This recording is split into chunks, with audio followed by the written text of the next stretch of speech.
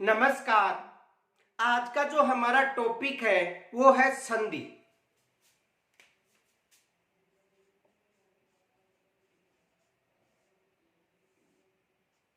आज का जो हमारा टॉपिक है वो है संधि। देखो, संधि किसे कहते हैं? यानी दो ध्वनियों या वर्णों के मेल को संधि कहा जाता है। संधि किसे कहते हैं? दो ध्वनियों या वर्णों के मेल को संधि कहा जाता है। देखो, दो ध्वनियों यानी वर्ण के मेल को यानी दो ध्वनियों या वर्णों के मेल को संधि कहते हैं।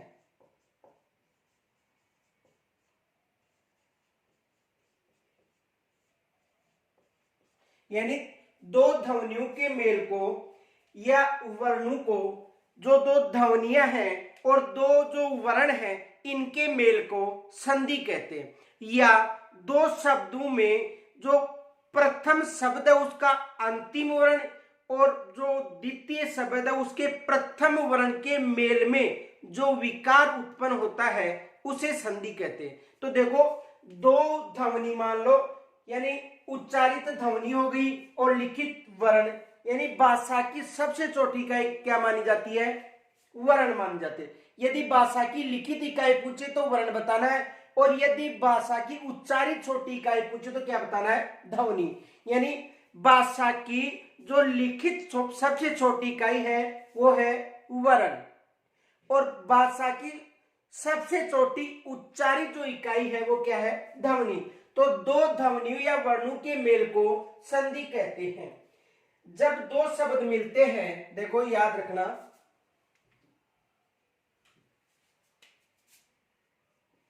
जब दो शब्द मिलते हैं,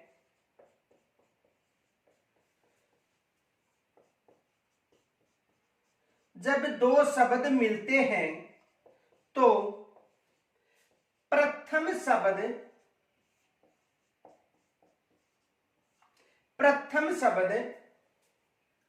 का अंतिम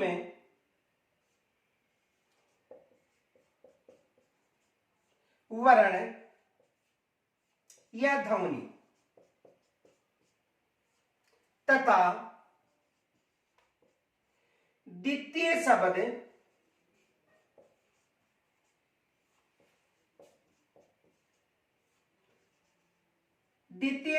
की या द्वितीय शब्द का प्रथम वर्ण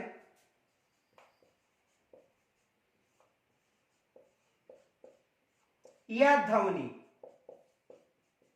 मिलने पर जो विकार होता है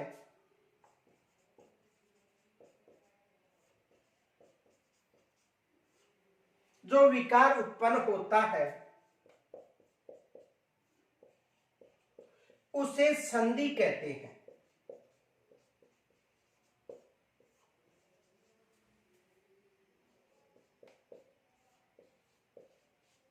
तो देखो, जब दो शब्द मिलते हैं तो प्रथम शब्द का अंतिम वर्ण या ध्वनि तथा अंतिम शब्द का प्रथम ध्वनि या वर्ण से जो मेल होता है और इनमें जो विकार उत्पन्न होता है मिलने से, उसे क्या कहते हैं? संधि कहते हैं। तो देखो, संधि का मतलब है कि केवल दो वर्ण या ध्वनियों के मेल को, ये याद रखना है, दो वर्ण या ध्वनियों के मेल को संधि कहते हैं। दो शब्दों के मेल को तो समास कहा जाता है, दो शब्दों के नहीं। यहां पर देखो, दो शब्दों के जब दो शब्द मिलते हैं, दो शब्द, तो प्रथम शब्द का अंतिम वर्ण तथा द्वितीय शब्द के प्रथम वर्ण, यानी दो वर्ण या दो ध्वनि। देखो, लिखित इकाई सबसे छोटी वर्ण मानी जाती है और उच्चारित सबसे छोटी इकाई ध्वनि मानी जाती है। तो यानी वर्णों और ध्वनियों के जो मेल है उसे ही क्या कहा जाता है, संधि कहा जाता है। तो याद रखना कि दो वर्णों और ध्वनियों के मेल को क्या कहा जाता है, संधि कहा जाता है। तो पहले यहां तक स्क्रीन छोड़ लीजिए।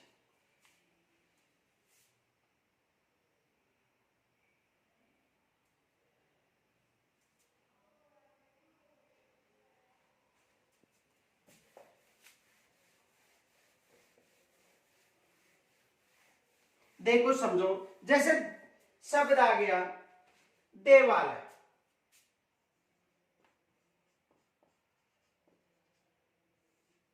देवालय शब्द है। अब देखो इसका जो संधि है देव धन आल। अब देखो ये जो शब्द है, जो देव शब्द है, इसका अंतिम वर्ण देखो, अंतिम वर्ण देख का मतलब यहां पर इसका अंतिम वर्ण वह नहीं होगा, ए होगा जो स्वर है देव। कैसे, यदि इसका हम वर्ण में विभाजित करते हैं, जो लिखित सबसे छोटी इकाई है, तो देखो लिखित सबसे छोटी इकाई यदि देव का टुकड़ा किया जाता है तो देखो दे, और इसमें क्या है ए, वह में क्या है वह और ए। यदि ये वर्ण है, ये क्या है वर्ण, यानी लिखित जो इकाई है, ये देखो लिखित इकाई है, तो इसे वर्ण कहा जाता है। यानी कहने का मतलब देव जो शब्द है इसमें देखो कितने वर्ण हो गए, 1 2 3 और 4। यानी कहने का मतलब इससे बन गया दे और इसे बन गया वह, ये देव हो गया। तो यानी प्रथम शब्द का अंतिम वर्ण, ये अंतिम वर्ण है प्रथम शब्द का, और द्वितीय शब्द का प्रथम वर्ण। तो देखो ए का मतलब आ का मतलब आ,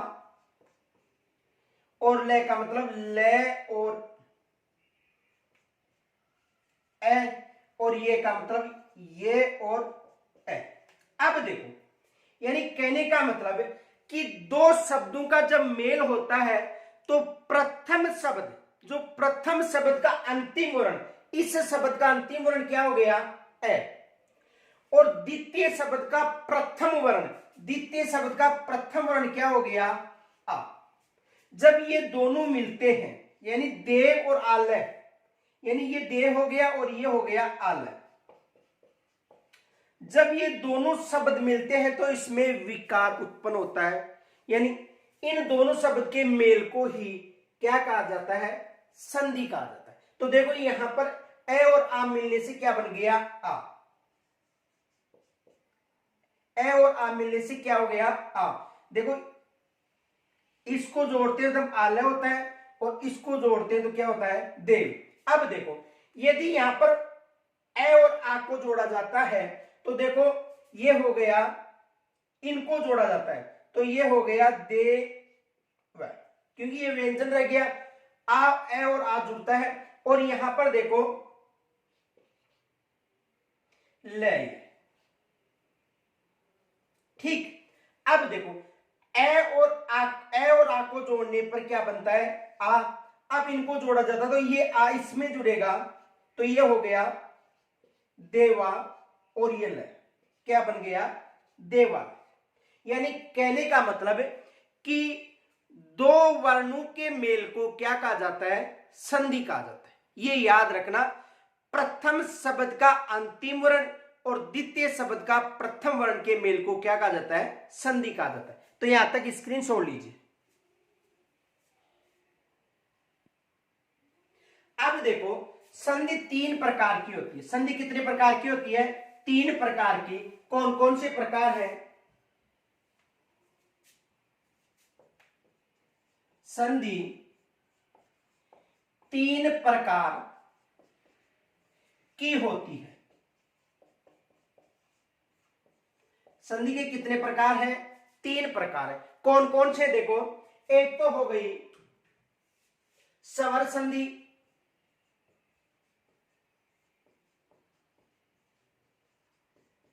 दूसरी हो गई व्यंजन संधि, और तीसरी हो गई विसर्ग संधि।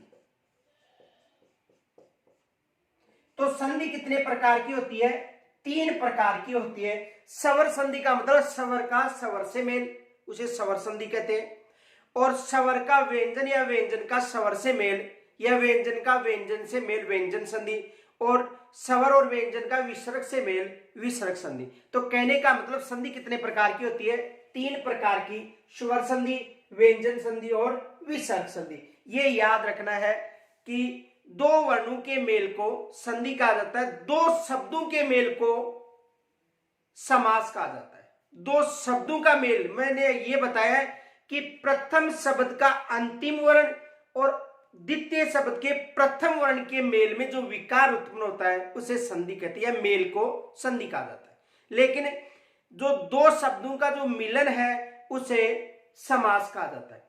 तो देखो संधि, स्वर संधि, व्यंजन संधि और विसर्ग संधि। यहां तक स्क्रीन छोड़ लीजिए।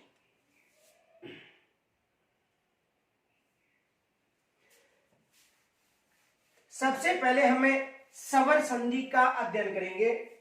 स्वर संधि,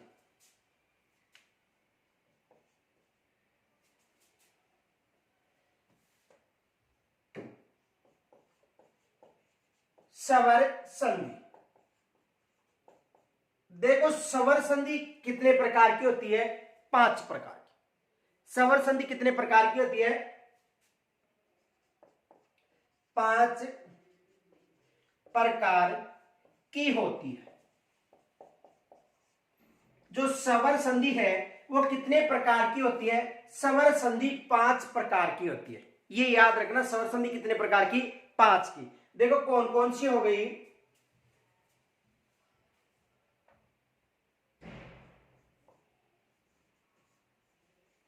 दीर्घ, एक तो दीर्घ संधि हो गई,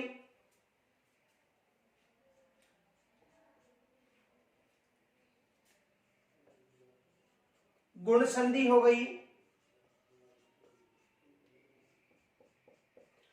वृद्धि संधि हो गई,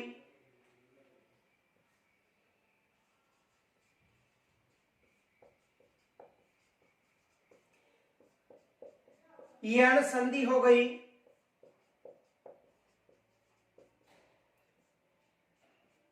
और अयादी संधि हो गई।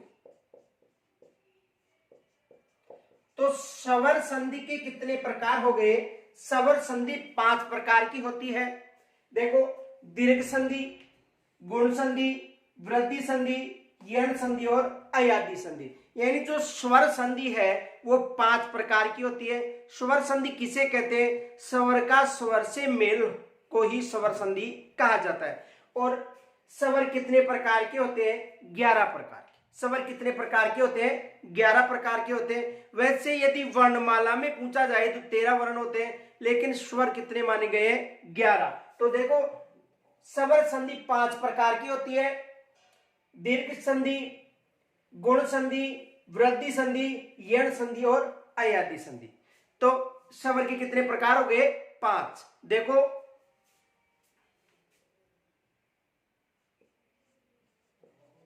स्वर 11 प्रकार के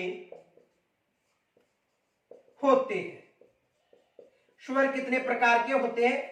11 प्रकार के होते हैं। याद रखना है, स्वर कितने प्रकार के होते हैं? 11 प्रकार के। और इन 11 जो प्रकार हैं इनमें जो लघु और दीर्घ, यानी जो दीर्घ स्वर हैं उन पर जो संधि होती है वो दीर्घ संधि है, और गुण संधि भी, वृद्धि संधि, यण संधि और अयादी संधि। तो स्वर कितने प्रकार के होते हैं? 11 प्रकार के। अब देखो संधि में जो स्वर है इनकी मात्राएं विशेष याद रखनी है। देखो यदि एक की बात करें तो एक की कोई मात्रा नहीं होती। यदि आ की बात करें तो आ की मात्रा,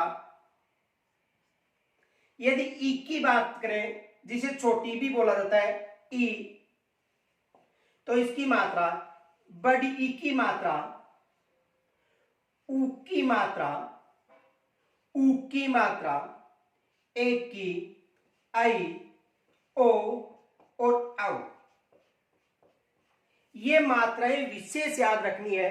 देखो ए की कोई मात्रा नहीं होती है, ई की मात्रा इस हिसाब से आएगी, ई की मात्रा इस हिसाब से आएगी, उ की मात्रा इस हिसाब से, उ, ए, आई,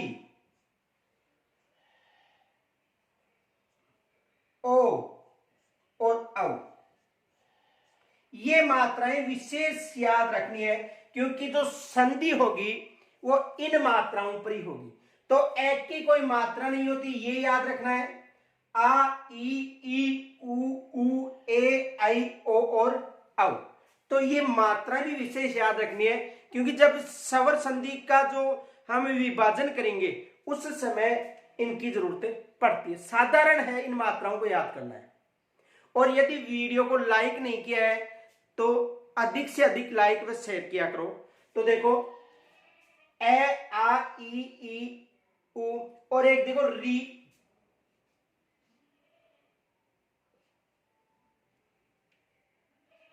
री की जो मात्रा है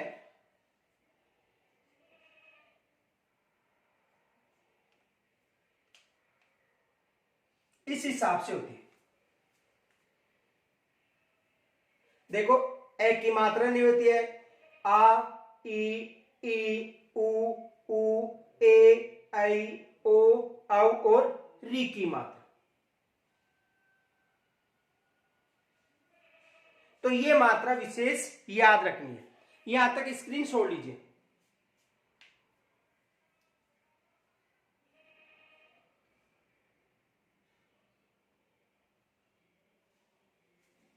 तो स्वर कितने हैं? 11 स्वर है। ये स्वर याद रखना, ए, आ, ई, उ, फिर री आएगा, ए, आई, ओ, औ। यानी ए, आ, ई, उ, फिर री आएगा, ए, आई, ओ, औ। तो इन स्वरों को याद रखना है और इनकी जो मात्रा है वो विशेष याद रखनी है। आगे देखो,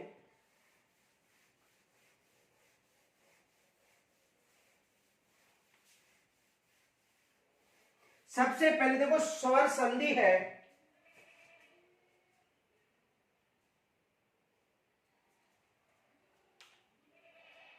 स्वर संधि, स्वर संधि यानी स्वर का स्वर से जो मेल होता है उसे स्वर संधि कहा जाता है। स्वर का स्वर से जो मेल होता है उसे स्वर संधि कहा जाता है। तो स्वर संधि में हम सबसे पहले देखो दीर्घ स्वर संधि का अध्ययन करेंगे। दीर्घ स्वर संधि, दीर्घ स्वर संधि, देखो इसे समझो। यहां से एग्जाम में अधिकतर प्रश्न बनते हैं दीर्घ स्वर संधि। यानी कहने का मतलब देखो, यानी ए, आ और ई, ए, आ और ई का, ए और आ ई से मिलन होता है तो उसका दीर्घ रूप हो जाता है, उसे दीर्घ स्वर संधि कहते हैं। देखो यदि ए और एच से मिलता है तो क्या बनता है? आ। और ए और आ को जोड़ने भी क्या बनेगा? आ। और यदि आ और ए को भी जोड़ने पर क्या बनेगा? आ। और आ और ए को जोड़ने पर भी, आ और आ को जोड़ने पर भी क्या बनेगा? आ। यानी कहने का मतलब कि जो दीर्घ वर्ण है, दीर्घ वर्ण, देखो दीर्घ वर्ण कौन से हो गए? ए, ई और उ। जो दीर्घ वर्ण है ए, ई और उ, इन दीर्घ जो वर्ण है इनके साथ या तो दीर्घ वर्ण या लघु, देखो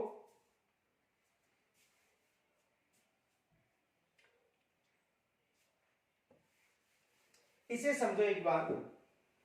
देखो दीर्घ स्वर संधि, देखो ए, ई और उ, ये लघु स्वर हो,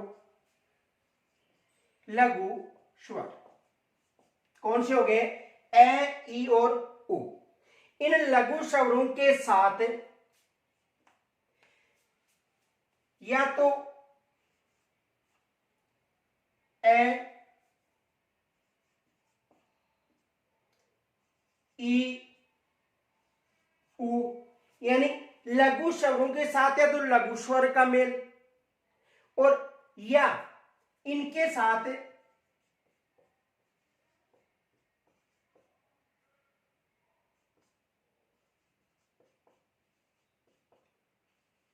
दीर्घ स्वरों का मेल, देखो स्वर संधि किसे कहते हैं, लघु स्वर हो गए ए ई उ, इनके साथ जो लघु स्वर है ए ई और उ, या तो इनका मेल होता हो, या लघु स्वर के साथ दीर्घ स्वर का मेल होता हो, या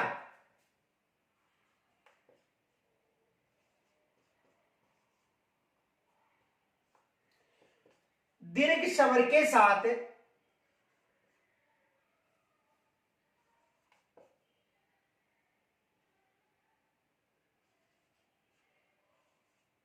लघु स्वर का मेल होता हो, या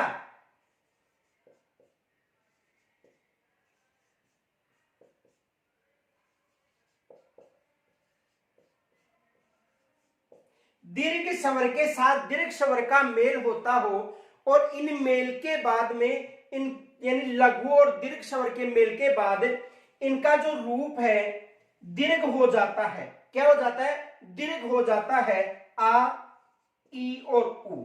यानी कहने का मतलब देखो, इसे ध्यान से समझो,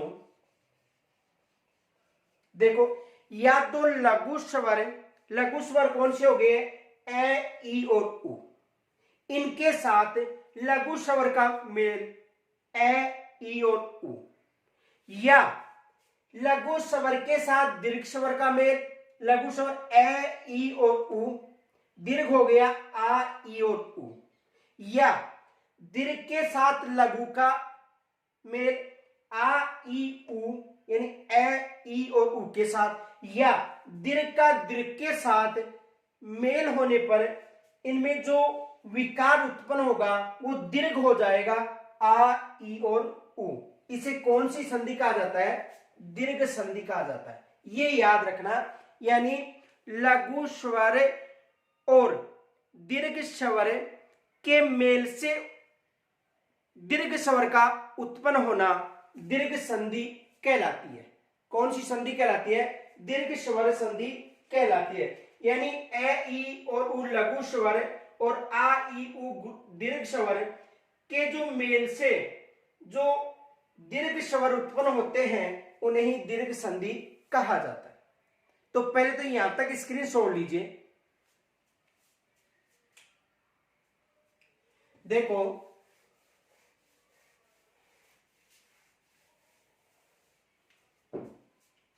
दीर्घ स्वर संधि की परिभाषा देखना, जब लघु स्वर का लघु स्वर के साथ या दीर्घ स्वर के साथ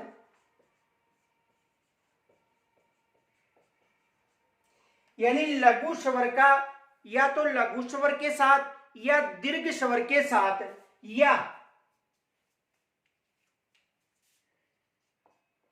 या दीर्घ स्वर का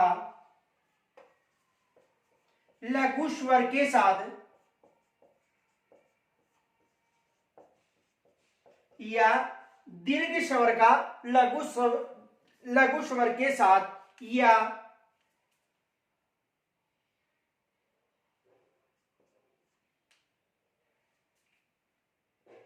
दीर्घ स्वर का दीर्घ स्वर के साथ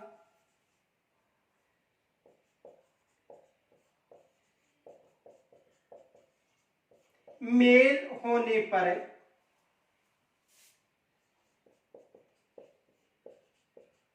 इनका रूप दीर्घ हो जाता है।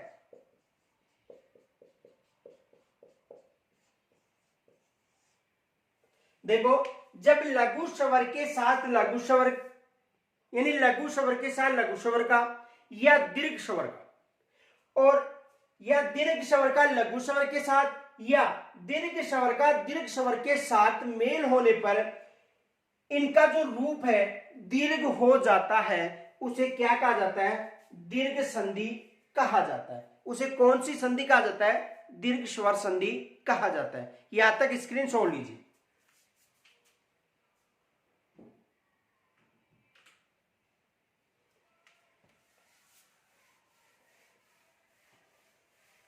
देखो दीर्घ संधि में जो इनका रूप दीर्घ हो जाता है, यानी कहने का मतलब देखो ए और ए का जब मेल होता है तो आ, ये कौन सा रूप हो गया? दीर्घ रूप हो गया। दूसरा देखो आ और ए की बात करें तो इसका रूप कौन सा हो गया? दीर्घ, यानी ए और ए का रूप भी क्या हो गया? दीर्घ। आ और ए का रूप भी क्या हो गया? दीर्घ। और यदि ए और आ को भी दीर्घ रूप क्या हो गया? आ। और आ और आ का भी दीर्घ रूप क्या हो गया? आ। तो ये जो दीर्घ रूप है, यानी लघु और दीर्घ, या लघु और लघु, या दीर्घ और दीर्घ, या लघु और दीर्घ। दूसरा देखो ई और ई का दीर्घ रूप ई और ई, ई और ई, और ई और ई। और तीसरा रूप है इसका उ और उ, उ, उ और उ, उ और उ और उ। इनका दीर्घ रूप क्या हो गया? उ। तो देखो ए और ए का, यानी देखो ये है इनका दीर्घ रूप हो गया।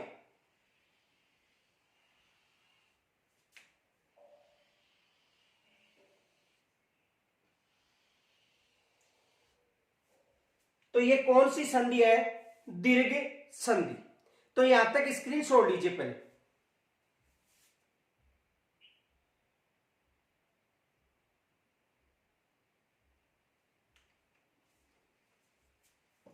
अब देखो दीर्घ संधि में दो तरह से प्रश्न बनते हैं। देखो दो तरह से प्रश्न, एक तो कोई भी जो शब्द है वो दे दिया जाएगा, या तो संधि करके दिया जाएगा या संधि पूछी जाएगी। तो देखो संधि करके दिया जाता है वो तो आसान है, और किसी शब्द की यदि संधि पूछी जाती है वो थोड़ा कठिन है। लेकिन यदि नियम याद है, दीर्घ संधि का यदि नियम याद है तो वहां पर आपको परेशानी नहीं होगी।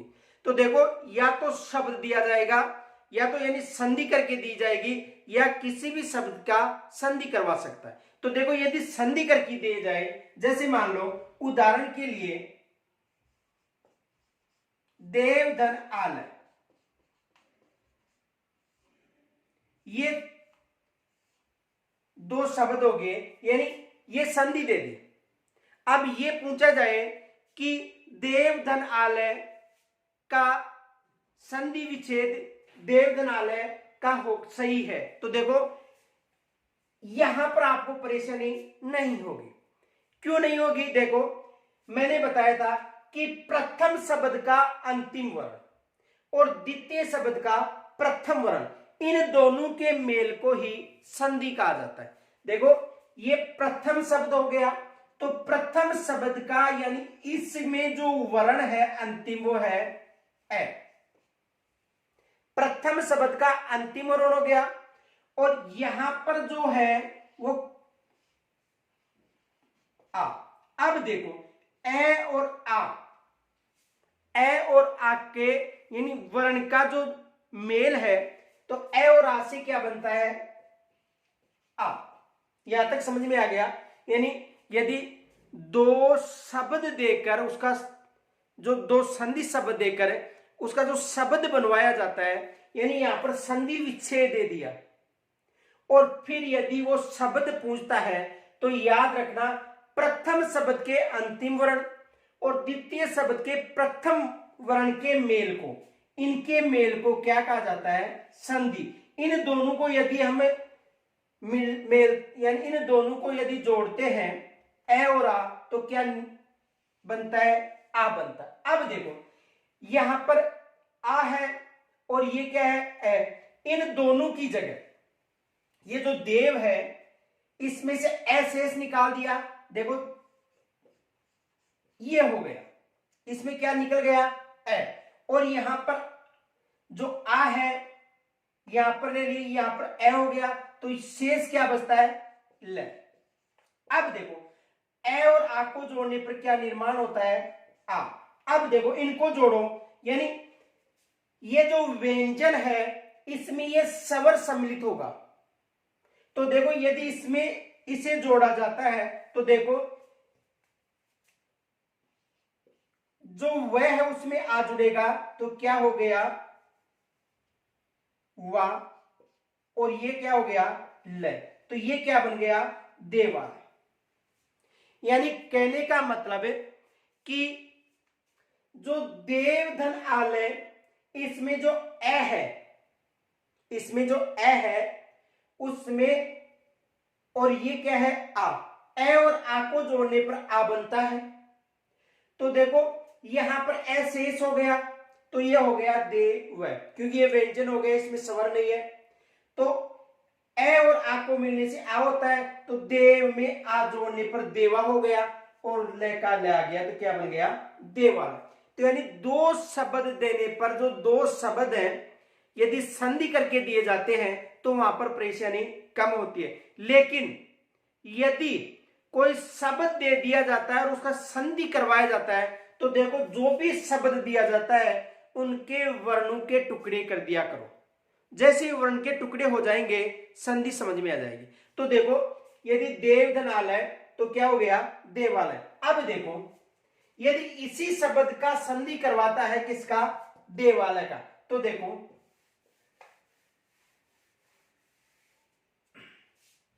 देखो जैसे शब्द दे दिया देवालय,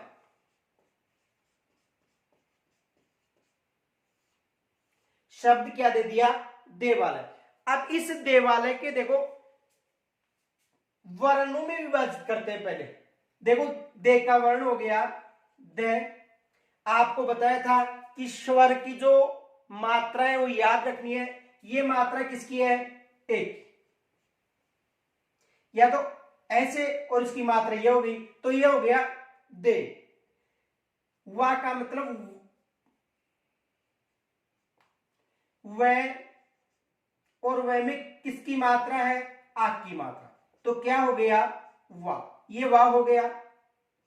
ले, और ले में किसकी मात्रा है ए की, और ये में किसकी मात्रा है ए की। ये इसके टुकड़े हो गए, ये वर्ण हो गए। ये सबसे छोटी लिखित इकाई है। अब इसके टुकड़े नहीं किए जा सकते, यहां पर टुकड़े हो सकते हैं। अब देखो नियम के अनुसार देखो द ये व आ, यहां पर संधि होगी दीर्घ संधि। वर्ण आ गया ना, दीर्घ संधि केवल आ ई और उ, ये जो वर्ण मिलेंगे वहां पर कौन सी संधि होगी दीर्घ संधि।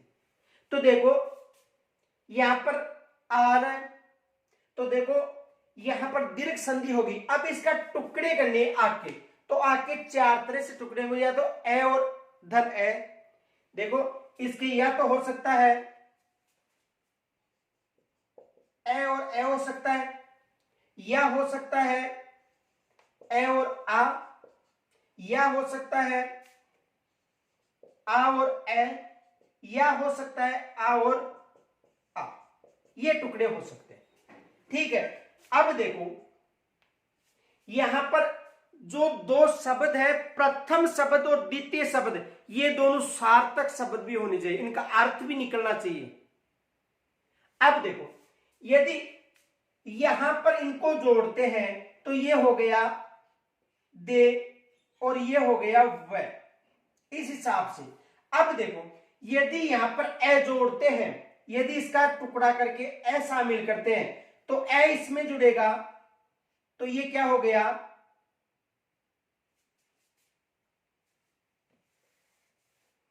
ए इसमें शामिल करेंगे, तो ये क्या हो गया दे, दे हो गया। अब देखो यदि इसमें आ जोड़ते हैं तो देवा, देवा कोई शब्द नहीं होता, वैसे ना हो सकता है लेकिन कोई शब्द नहीं होता, तो इसमें ए शामिल कर दे। अब देखो यदि यहां पर ए शामिल करते हैं तो ए को इसमें जोड़ते हैं तो अलय होता है और अलय कोई शब्द नहीं होता है। और यदि यहां पर आस जोड़ते हैं तो क्या होता है आल। यहां पर आ शामिल करते हैं तो क्या होता है आल। अब देखो इस ए में ए और आ जोड़ने पर क्या बनता है आ, तो इसका मतलब ये क्या हो गया देव, ए हो गया यहां तक, और आल, ये क्या बन गया देवालय। देव धन आलय, तो ये क्या बन गया देवालय। कौन सा शब्द बन गया देवालय। तो यानी कहने का मतलब कि यदि जो शब्द दिया जाता है, जो भी शब्द यदि उसका संधि करवाना है तो पहले वर्णों का टुकड़ा किया करो और उसके बाद में जो भी नियम आता है वहां पर वो नियम लगाने पर उसकी संधि हो जाती है। तो सबसे पहले तो देखो ये जो देवालय है इसके टुकड़े किए द, यानी दे हो गया। देखो एक और लिखाता हूं, पहले इसका स्क्रीन छोड़ लीजिए।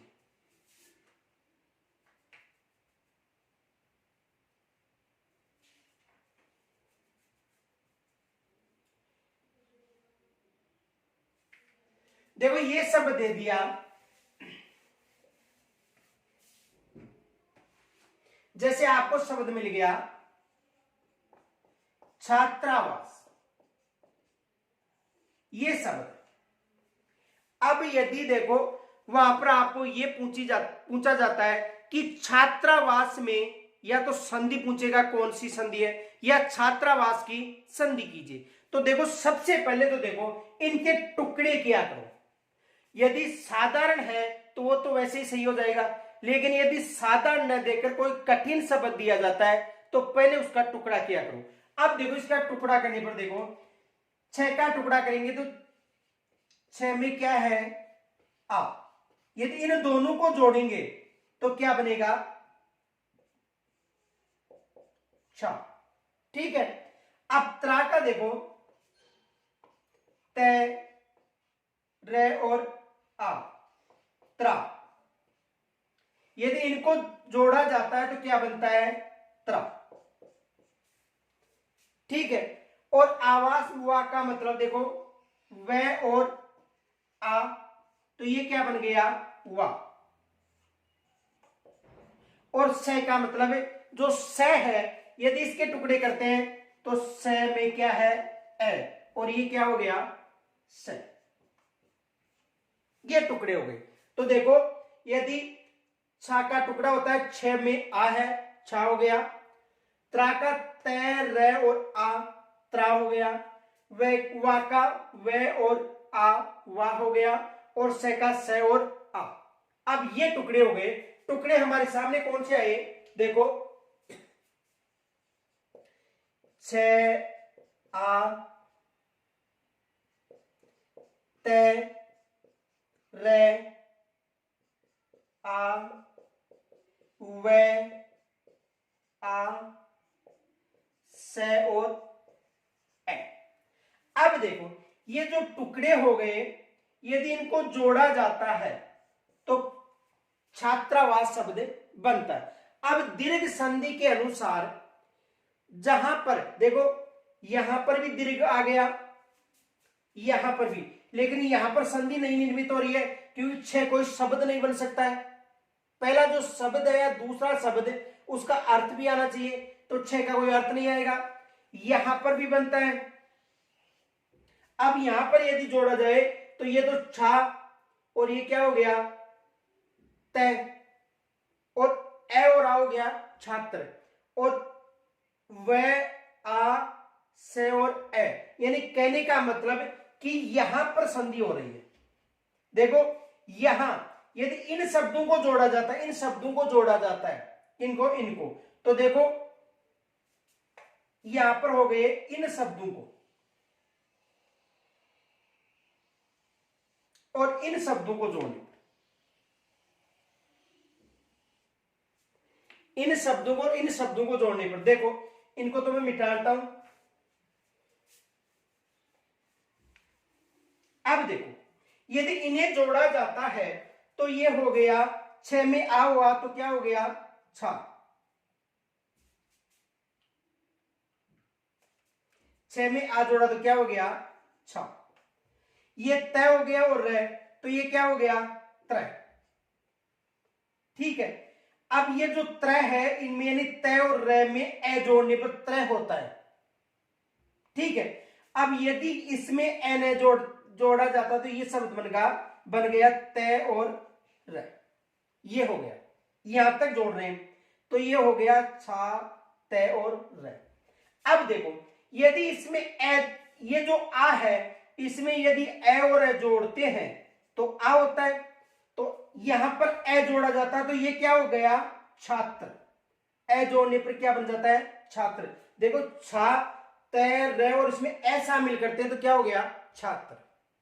अब देखो यदि ए यहां पर शामिल करते हैं तो आवास होगा ए वा और से। देखो ये व यानी वा हो गया और ये हो गया से। यदि इसमें ए जोड़ा जाता तो ये आवास होता है, आवास कोई शब्द नहीं होता है। और यदि आ जोड़ा जाता तो क्या होता है आवास, तो ये क्या हो गया छात्र धने आवास। तो इसका संधि क्या हो गया छात्र धने आवास।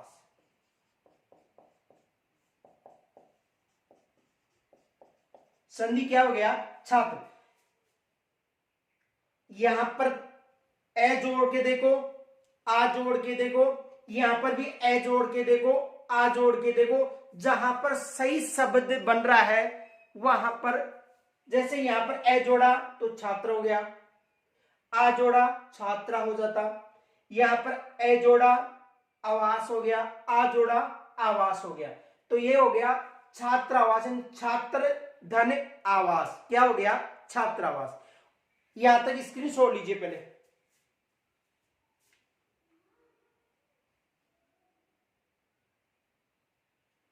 अब देखो यदि वहां पर संधि विच्छेद दिया जाता है, यदि वहां पर संधि विच्छेद दिया जाता है तो आसान है।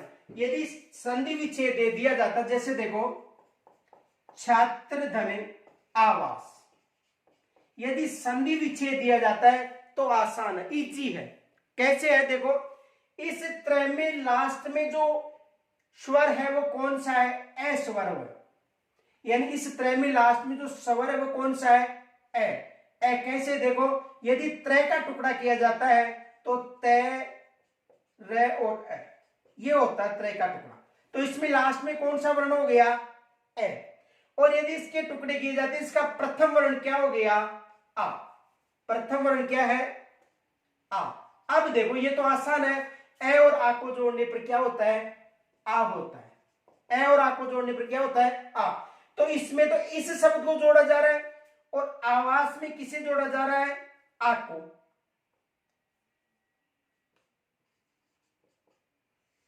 ये दोनों शब्द जुड़ रहे हैं, यानी प्रथम शब्द का अंतिम वर्ण क्या है ए। प्रथम शब्द का अंतिम वर्ण क्या है ए। द्वितीय शब्द का प्रथम वर्ण क्या है आ।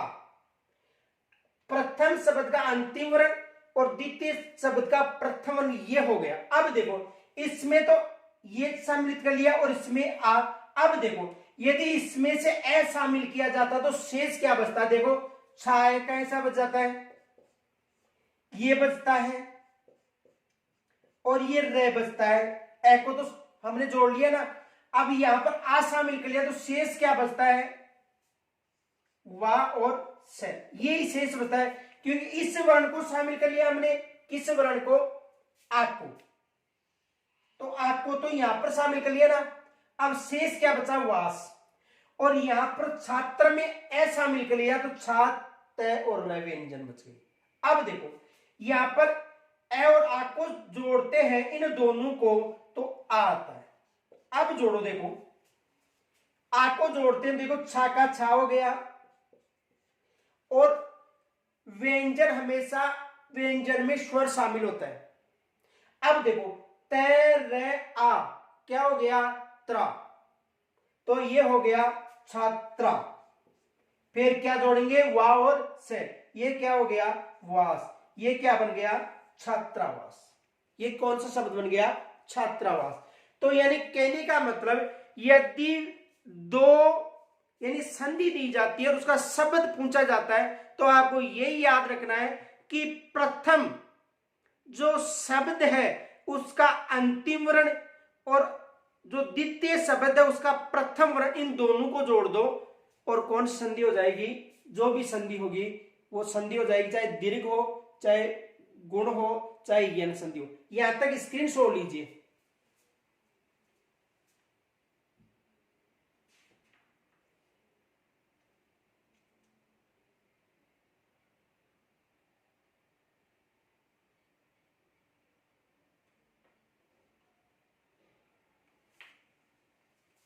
आप देखो एक शब्द और बताता हूं आपको, दीपधन आधार। ये शब्द आ गया दीप धन आधार। ये शब्द दे दिया मानो आपको वहां पर, और ये पूछा जाता है कि इसमें जो दीप धन आधार है इसका संधि यानी शब्द होगा, संधि शब्द होगा। आसान है, देखो याद रखना है, मैंने बताया था कि प्रथम शब्द का अंतिम वर्ण, तो ये प्रथम शब्द हो गया। और ये कौन सा शब्द है? द्वितीय शब्द। ये प्रथम शब्द है और ये कौन सा है? द्वितीय शब्द। तो प्रथम शब्द का अंतिम वर्ण और द्वितीय शब्द का प्रथम वर्ण, पहले तो इनको अलग करना है। अब देखो इसके यदि टुकड़े किए जाते हैं, देखो आपको तो वहां पर केवल इससे और इस शब्द के टुकड़े करने, यदि ऐसा शब्द पूछा जाता है तो देखो ये तो हो गया दी। इस शब्द के टुकड़े करने पर देखो पै में क्या है? ए। तब ये क्या बनता है? पै। यहां तक समझ में आ गया। अब देखो आ है, उसे आ का उतार लेते हैं, और धार, केवल प्रथम शब्द का अंतिम वर्ण क्या है? ए। द्वितीय शब्द का प्रथम वर्ण क्या है? आ। यहां तक समझ में आ गया। यानी प्रथम शब्द का अंतिम वर्ण और द्वितीय शब्द का प्रथम वर्ण। अब देखो ए और आ, मैंने बताया था नियम कि ए और ए का रूप भी क्या होता है? आ। दीर्घ हो जाता है इनका, लघु का रूप दीर्घ, या आ और ए का रूप भी क्या हो जाएगा? आ हो जाएगा, या ए और आ का रूप भी क्या हो जाएगा? आ, या आ और आ का रूप भी क्या हो जाएगा? आ। ये याद रखने, यदि ये नियम याद है तो आप जो संधि शब्द हैं या जो संधि विच्छेद शब्द है उनका शब्द बना सकते। अब देखो ए और आ, यानी ए और आ, यहां पर इसे जोड़ने पर क्या होगा?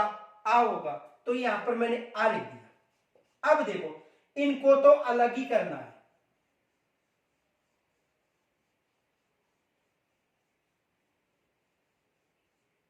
ठीक है, अब इन दोनों के शब्द की जगह क्या आ गया? आ गया। इन दोनों के शब्द की जगह कौन सा शब्द आ गया? आ। अब देखो इनको यहां पर उतारो, देखो ये हो गया दी, ये हो गया पै, ये यहां पर आ गया आ, और ये क्या है? धा और न। अब जोड़ो, यानी पै में आ जोड़ा तो क्या हो गया? पा, यानी दीपा धार। ये शब्द बन गया, क्या बन गया? दीपा धार। समझ में आ गया होगा। एक बार दोबारा समझ लो। देखो यदि संधि दी जाती, संधि पूछी जाती है, शब्द देकर दो कि इसमें कौन सी संधि होगी या संधि शब्द कौन सा होगा, तो आसान है। देखो प्रथम शब्द का अंतिम वर्ण क्या है? ए। द्वितीय शब्द का प्रथम वर्ण क्या है? आ। इन दोनों को इस नियम से जोड़ा जाता है तो क्या आएगा? आ। देखो क्या आ रहा है? आ। यहां तक समझ में आ गया। अब देखो ए और आ को जोड़ने पर आ रहा है, तो दीप, यानी ये पूरी प्रक्रिया ए और आ की जगह आपको क्या लिखना है? केवल आ लिखना है। वह वहां पर इस तरह से चिन्ह बना लेना यदि याद नहीं रहता है। अब देखो दी और पै लिख दिया, इन दोनों को जोड़ने पर आता है और धा और र। अब देखो ये जो आ है इस व्यंजन में शामिल होगा, क्योंकि जो व्यंजन है वो स्वर के साथ बोले जाते हैं। जो व्यंजन है किसके साथ बोले जाते हैं? स्वर के साथ बोले जाते हैं। तो देखो यहां पर दीप में आ जोड़ने पर क्या हो गया? दीपा, और धार का क्या हो गया? दीपा धार। तो यदि वर्णों के जो टुकड़े करने आ गए और फिर नियम याद है तो संधि क्या है? आसान है। तो यदि आपको समझ में आ रहा है तो आप इस वीडियो को अभी लाइक किया करो और अधिक से अधिक अपने जो ग्रुप हैं जो भी बने हुए हैं उनके पास शेयर किया करो। तो यहां तक यदि कोई समस्या है तो कमेंट्स के द्वारा जरूर बताना। तो यहां पर देखो दीप धन आधा। अब देखो एक उदाहरण और समझाता हूं, पहले इसका स्क्रीनशॉट लीजिए।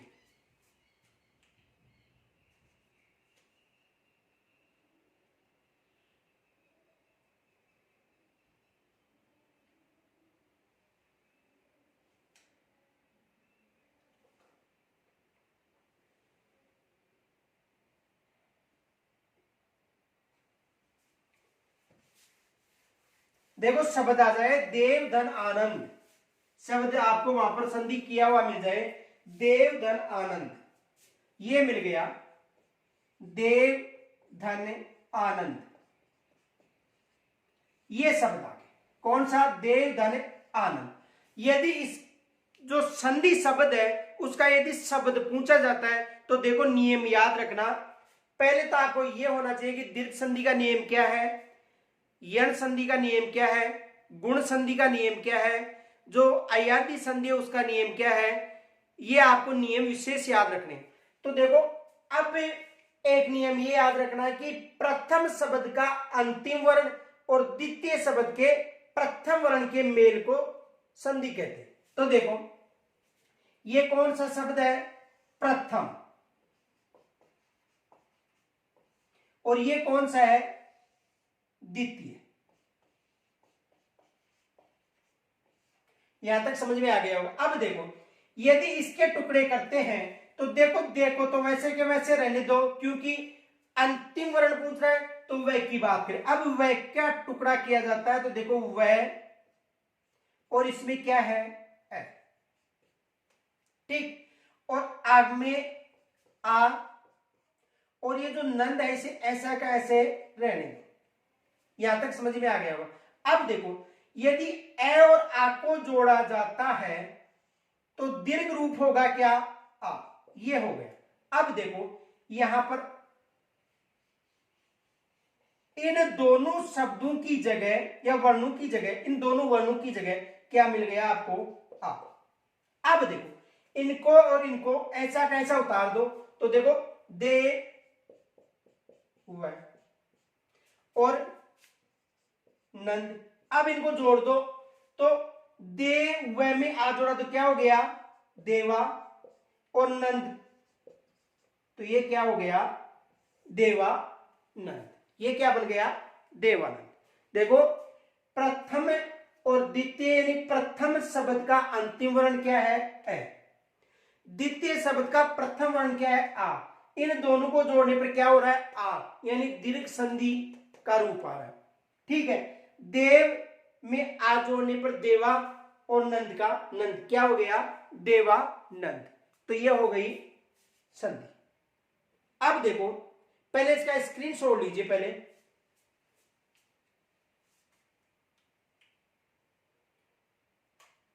यदि वहां पर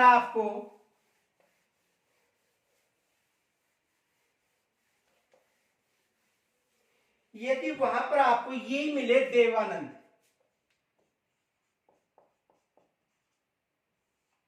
यदि आपको ये शब्द मिले देवानंद तो इसका संधि पूछी जाए तो देखो पहले इसके टुकड़े कीजिए।